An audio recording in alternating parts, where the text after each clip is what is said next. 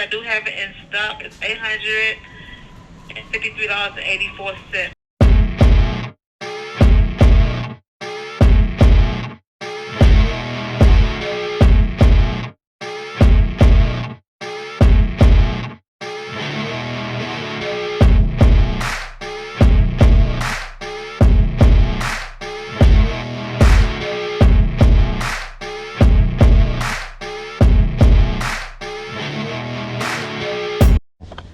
Welcome back to the channel, guys. My name is Jack, and I'm here to make sure you don't get screwed by the dealer.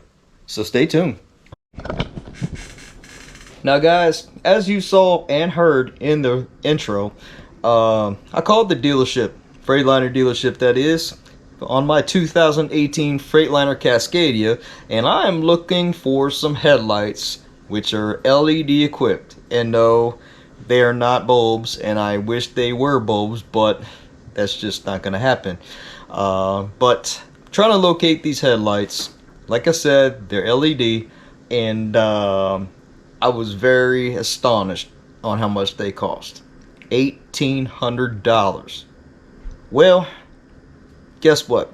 We're gonna find these headlights ourselves online, and we're gonna replace them. And check this out, it is 4 nuts and 1 plug on each side that you got to take off. I could just imagine how much the Freightliner dealership would want in labor costs to do this. So I'm going to show you guys exactly how to do it yourself. So let's go ahead and get it done. So this is what $1,800 in lights look like. Absolutely ridiculous. Now, as you can see, let me see if I can get this. Oh, there we go. All of these are LED equipped lights. As you can see, on normal lights you should be able to access the bulbs, but of course it's LEDs, you can't. And it's got all these ballasts and amplified looking pieces of crap and yada yada. So unfortunately, we're gonna have to replace those.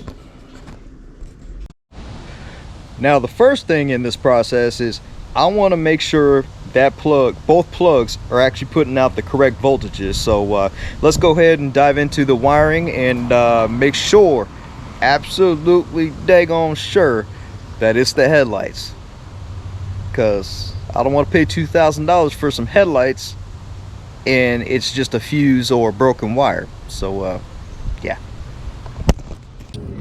Well, the absolute first thing we need to do is we need to come over here, pull this plug off, and check for voltage.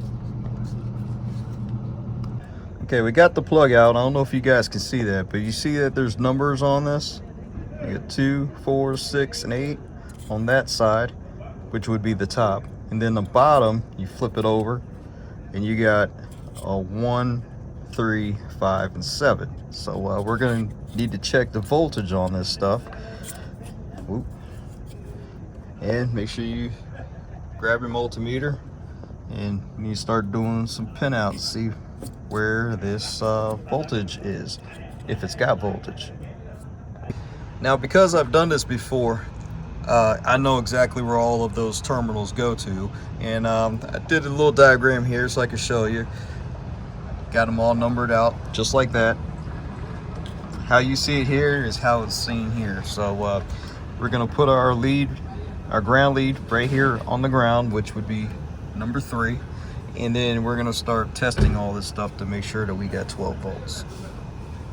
We'll start with the running lights first, low beams and markers and all that good stuff. So we need 12 volts at terminal 1, 5, and 7. Okay, got it on terminal 1, and it should be reading 12 volts, and it sure is. There we go. Right, on to number 5, which would be right there. Number 5 should have about 12 volts. Yep, we sure do. Now we're at number 7.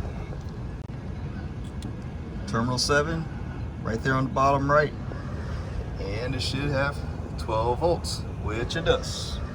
Now, by the way, you guys are having the ignition on with the light switch on testing this, just FYI.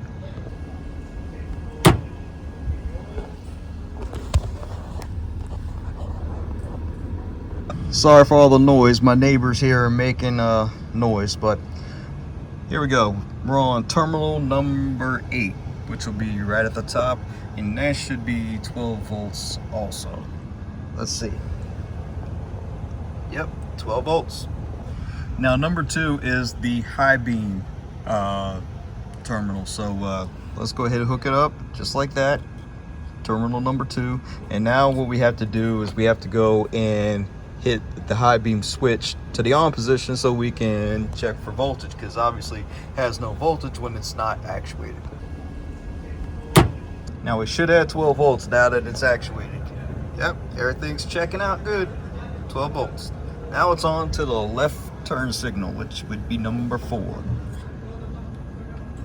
Right there. Hey, we're on number 4 there. And it should be fluctuating, which it is. Just my multimeter's not catching up like it's supposed to. But anyways, you get the point.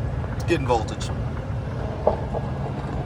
And lastly, we need to check number 6, and that should be a ground. So just simply take your ground, put it on number 6, and then take one of these terminals that that's got 12 volts on it and just put it there, and you should have 12 volts. So we know that's a good wire.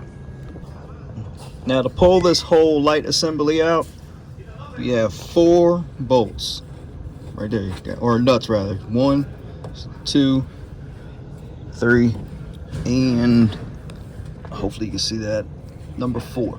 Just take those out, should pop right on out.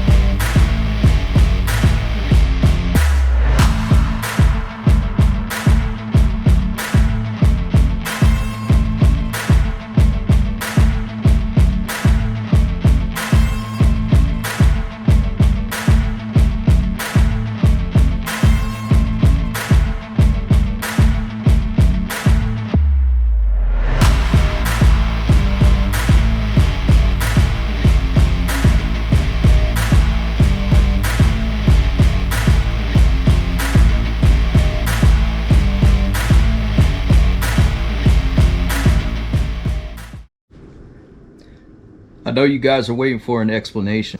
Relax. How in the heck did the headlights blow when you had good power and good ground coming out of the cables and the plug going into the headlights? How on earth did they blow?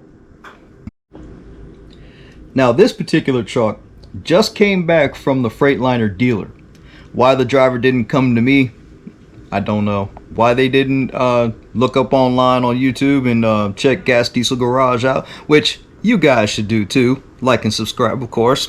Yeah, that's my quick plug for the video. But anyways, came back from the dealer with their headlights blown.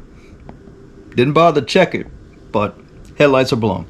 Well, this truck went to the dealer for an electrical problem, I think stemming from something with the sleeper.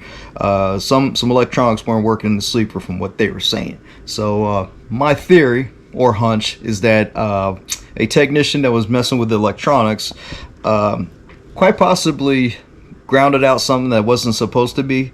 The only thing that I can think of maybe is that they powered up the ground wires, and it backfed into the headlights and blew them.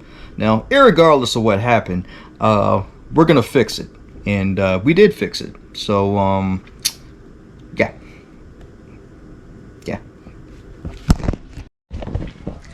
Well, that's going to be a wrap for this episode of Gas Diesel Garage. Make sure you like, subscribe, and comment. And if you'd like to email me directly, it's gasdieselgarage.com. I will have it scrolling around right here, or flashing, or something, or up there, maybe there. I don't know. But whatever. Enjoy the content. I hope to see you next time. Peace out.